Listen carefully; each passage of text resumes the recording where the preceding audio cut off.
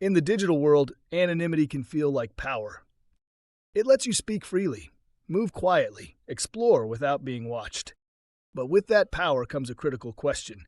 What's the line between privacy and irresponsibility?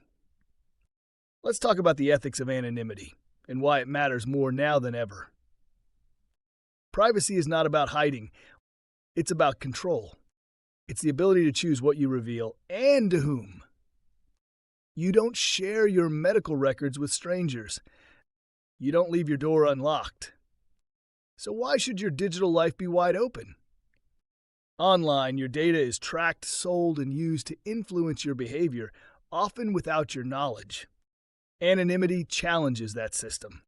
It gives the individual a way to reclaim power and resist control. But that freedom can be abused. Anonymity protects whistleblowers. It also shields trolls. It enables resistance, but it can also enable harm. The ethics of anonymity come down to intent. Are you hiding because you need protection? Or because you want to avoid accountability? That's the question every user and every system has to wrestle with.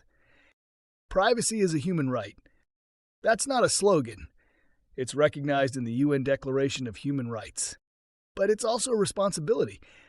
Anonymity isn't a loophole, it's a lens.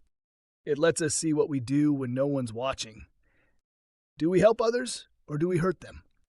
The answer defines our ethics, not the network we use. Here's the challenge. In a world that often treats privacy as suspicious, choosing to be anonymous can feel like rebellion. But being anonymous doesn't make you unethical. And being visible doesn't make you good. Ethical anonymity means using your privacy to empower, inform, protect, or create, not to exploit or destroy.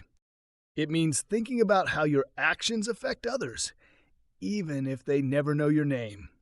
So, where does that leave us? It leaves us with responsibility, with choices, with the understanding that anonymity isn't just a technical setting, it's a value.